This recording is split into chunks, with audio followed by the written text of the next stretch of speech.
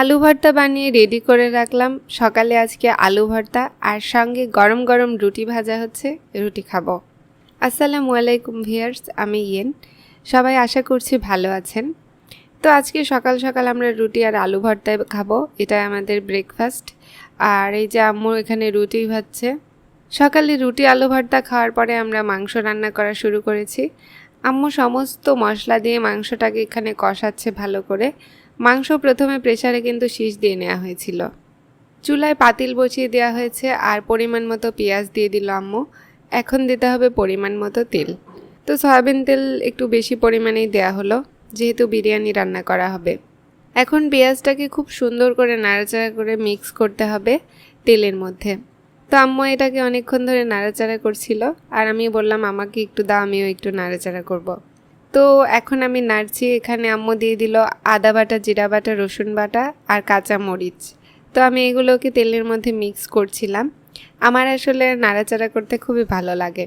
তো আমি এই মশলাগুলোকে মিক্স করছি এখানে। এর মধ্যে তেজপাতা দিতে হবে, আম্মু তেজপাতাটাও দিয়ে দিল। আর আরও কিছু মশলা এখন দিবে, সেগুলো আমি দেখাচ্ছি, একটু ধৈর্য ধরে দেখুন। তেজপাতা, আদা বাটা, জিরা বাটা, তারপরে একটা দারচিনি, এই মশলাগুলোকে খুব সুন্দর করে কিন্তু ভাজা ভাজা করে নিতে হবে। ভিউয়ার্স, মশলাগুলো ভাজা শেষ হয়ে গেছে আর আম্মু দিয়ে দিল চিনি গুঁড়া চাল। চিনি গুঁড়া চালটা 2বার ধুয়ে নিয়েছিলাম, নিয়ে ছাকনা দিয়ে রেখেছিলাম। চাল ছাকনা দিয়ে রাখলে চালের মধ্যে যেগুলো ময়লা ধুলাবালি থাকে এগুলো কিন্তু থাকে না, পড়ে যায়। তো এখন এগুলোকে ভালো করে নাড়াচাড়া করে মিক্স করতে হবে মশলাগুলোকে। আজকে যেহেতু আমরা তেহারি রান্না করছি, তো গরম পানি ইউজ করলাম। গরম পানি আম্মু এখানে 2 কাপ দিয়ে দিল। আর এখন দিতে হবে মাংসের ঝোলগুলো। মাংস আমরা তুলে রেখেছিলাম আর ঝোলগুলো আলাদা করে রেখেছিলাম, সেই ঝোলগুলো দিয়ে দেওয়া হলো। তেহারির মেন ইনগ্রিডিয়েন্টসই কিন্তু মাংসের এই ঝোলটা। মাংসের এই ঝোল দিলে তেহারি খেতে অনেক ভালো লাগে। আম্মু কিন্তু একটা সাদা ফলও দিয়ে দিয়েছিল আর একটু কালো ফল তো দেওয়াই ছিল মাংসের মধ্যে। এখন মাংসের ওই ঝোলের মধ্যেই কিন্তু বিরিয়ানির চালটাকে ফোটানো হচ্ছে। একটু আধা ফোটা টাইপের হয়ে গেলেই এর মধ্যে কিন্তু মাংসগুলোকে দিতে হবে। ঈদের মধ্যে থেকে আমার ভীষণ গরুর তেহারি খেতে ইচ্ছে হচ্ছিল, তো মাংসগুলো এখন দিতে হবে। এই যে মাংস আম্মু ঢেলে দিল। আমাদের এখানে হাফ কেজির মতো মাংস ছিল গরুর, আর আমরা যেহেতু গোটা গোটা আলু খাবো, সো আলুগুলো দেয়া হলো। ভীষণ সুন্দর একটা স্মেল আসছে। চিনি গুঁড়া চাল দিয়ে আসলে তেহারি খাওয়ার মজাটাই আলাদা। আমরা বাংলাদেশিরা কিন্তু চিনি গুঁড়া চাল ইউজ করি। ওইদিকে আম্মু বিরিয়ানি রান্না করছে আর আমি এদিকে টিকিয়া বানানোর প্রস্তুতি নিচ্ছি। এখানে আমি পেঁয়াজ কেটে নিয়েছি, ধনা পাতা কেটে নিয়েছি আর ডাল আর মাংসটা মিক্স করে নিয়েছি। ডাল আর গরুর মাংস কিন্তু আমি খুব ভালোভাবে পিষেছি, একদম সুন্দর করে পাটায় পিষে নিয়েছি। তারপরে দিচ্ছি এর মধ্যে লেবু। টিকিয়ার আসল ফ্লেভারটা কিন্তু লেবু দিলে পাওয়া যায়। লেবুটা আমি চিপে নিচ্ছিলাম। আজকের এই লেবুটা কিন্তু কাগজি লেবু ছিল, ভীষণ সুন্দর একটা গন্ধ আছে এই লেবুর। এই লেবুটা দিলে কিন্তু টিকিয়া খেতে অনেক ভালো লাগে। তো আমার এখানে 2টা লেবু দিতে হতো, তো আমি একটু চিপে চিপে নিলাম লেবুগুলো। লেবু একটু রস কমই ছিল বলতে গেলে। আসলে মধ্যের পার্টটা আমি প্রথমে ইউজ করলাম, তারপরে পাশেরগুলো নিলাম। পাশেরগুলোতে একটু ভালোই রস আছে। তো আলহামদুলিল্লাহ এই রসগুলোকে চিপে চিপে এখন আমার বের করতে হচ্ছে। একটু আসলে প্রথম দিকে সমস্যা হয়েছিল, নখে একটু লেগেছে। এখন এই মশলাগুলো আগে আমি মিক্স করে নিব লেবুর রসের সঙ্গে, তারপরে কিন্তু আমি এরপরে ডিম দিব। এখন ডিম দিব না। মশলাগুলো যত ভালো করে মাখাবো টিকিয়া কিন্তু ততই টেস্ট হবে।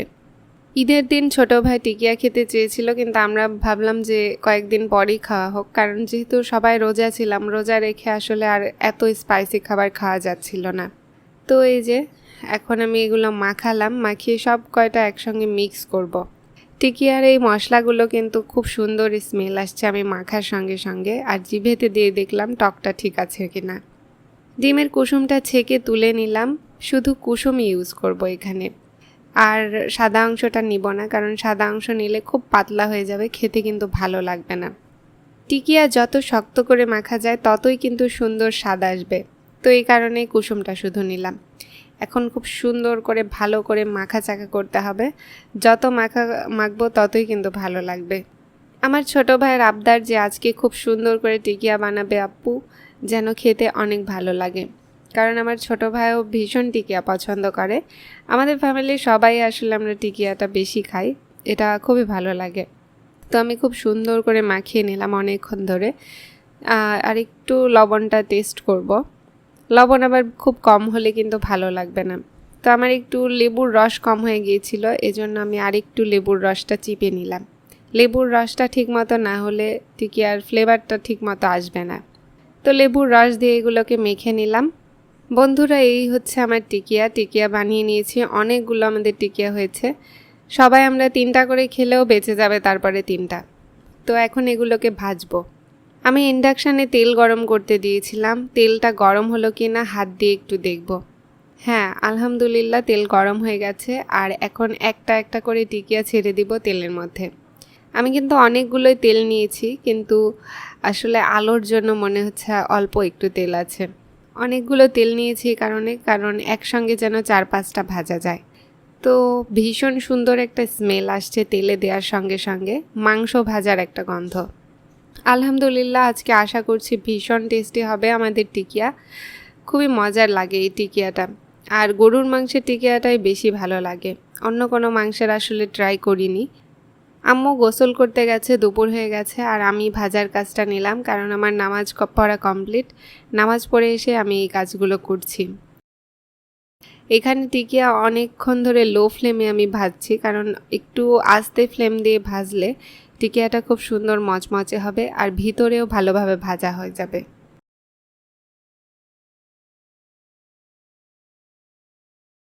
ভিউয়ার্স, আমাদের কিন্তু দুপুরে খাওয়ার সময় হয়ে গেছে, সবাই একসঙ্গে বসে গেছি। আম্মু এখন সবার প্লেট ধুচ্ছে কারণ আমাদের সবাইকে এখন তেহারি সার্ভ করবে আম্মু। তেহারিটা কিন্তু খুবই মজার একটা গন্ধ বের হচ্ছে। জানি না, এখনও খাইনি যেহেতু, টেস্টও করিনি আমি যে একবারে খাবো। আম্মুর হাতের তেহারি কিন্তু ভীষণ মজা হয়। আর আই হোপ আজকেও আম্মুর তেহারিটা অনেক মজার হয়েছে। তো আমার ছোট ভাইকে দেয়া হলো তেহারি। আমার ছোট ভাই, আমি, আব্বু, আম্মু সবাই মিলে কিন্তু আমরা খেতে বসেছি। একসঙ্গে খাওয়ার মজাটাই আলাদা। আলহামদুলিল্লাহ আমরা একসঙ্গে খেতে পারছি, এটাই অনেক। হ্যাঁ, এখানে একজন ব্যক্তি শুধু নেই, সেটা হচ্ছে আমার বড় বোন। আসলে কেউ নিজে থেকে দূরে চলে গেলে করার কিছুই নেই। আর জীবন তো থেমে থাকে না, একজনকে ছাড়াই জীবন চলে যায়। যদিও বা পরিবারের একজন দূরে চলে যায়, তারপরেও কিন্তু জীবন চলেই যায়, সবার কারোই থেমে থাকে না। তো আমার আব্বুকেও দিয়ে দেওয়া হলো তেহারি। কিন্তু ভীষণ ভীষণ ভীষণ মজার গন্ধ বের হচ্ছে। আমি তো আর ওয়েট করতে পারছি না তেহারি খাওয়ার জন্য। তো আব্বুকে দেয়া হলো তেহারি। আব্বু কিন্তু খাচ্ছে। একটা বড় আলু দেয়া হয়েছে। আলু দিয়ে মেখে মেখে মাংস দিয়ে খেতে কিন্তু তেহারির মজাটাই অন্যরকম লাগে, খুবই মজা। আর আজকের তেহারিটা আলহামদুলিল্লাহ অনেক ভালোই হয়েছে, আমার ছোট ভাই খেয়ে বলল, আর আব্বুও খেয়ে বলল আলহামদুলিল্লাহ। সবাই প্লেটে নিয়ে নিয়েছে, আমি আর আম্মুও নিয়ে নিলাম। আম্মু আমাকে এই যে অনেকগুলো মাংস দিয়েছে আর আলু দিয়েছে, সঙ্গে এখানে আছে হচ্ছে রসুন। মাংসের রসুনটা খেতে ভীষণ ভালো লাগে। আর আমাকে একটা কলিজাও দিয়েছে আম্মু, অনেক বড়। তো রসুনটা টিপে টিপে আমি বিরিয়ানিটা খাচ্ছিলাম। আলহামদুলিল্লাহ আলহামদুলিল্লাহ অনেক মজা হয়েছে। আজকের তেহারিটা অনেক মজা হয়েছে, আমি যেমনটা ভেবেছিলাম তার থেকেও বেশি। তো যাই হোক, আজকে আমার মনের আশাটা মিটলো, কারণ ঈদের মধ্যে খেতে চেয়েছিলাম, সেটা ঈদের কয়দিন পরে খেলাম। আর গরুর কলিজাটা নিলাম। আলহামদুলিল্লাহ গরুর কলিজাটা অনেক মজা হয়েছে। গরুর কলিজাটা খুব সুন্দর সেদ্ধ হয়েছে, মাংসগুলো খুবই সুন্দর সেদ্ধ হয়েছিল।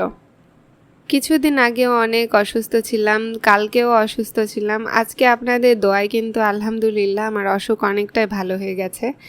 গলায় অনেক সমস্যা হয়েছিল কাশির জন্য, আলহামদুলিল্লাহ কাশিটাও ভালো হয়ে গেছে। আপনাদের সবাইকে অসংখ্য ধন্যবাদ, আপনারা আমার জন্য এত দোয়া করেছেন। তো ভিউয়ার্স, এই যে আমি টিকিয়াও নিয়ে নিলাম। টিকিয়াগুলো খুব সুন্দর করে ভেজেছিলাম। আলহামদুলিল্লাহ টিকিয়াটা একদম মনের মতো হয়েছে, খুবই মজা হয়েছিল টিকিয়া দিয়ে আলু দিয়ে মেখে মেখে খাচ্ছিলাম। খুবই মজা লাগছে। তো আপনারাও ট্রাই করবেন তেহারি। যারা আমার ভিডিওগুলো নতুন দেখছেন বন্ধুরা, তারা কিন্তু আমাকে সাবস্ক্রাইব করে আমার পরিবারে জয়েন হয়ে যাবেন। এবং আমার সুন্দর সুন্দর ডেইলি ব্লগ পেতে আমাকে সাবস্ক্রাইব করে আমার পাশে থাকুন। আর হ্যাঁ, আমার জন্য একটু দোয়া করবেন, তাড়াতাড়ি যেন সুস্থ হয়ে যায়, আমার গলার কাশিটা যেন ভালো হয়ে যায়। আল্লাহ হাফেজ, সবাই ভালো থাকবেন।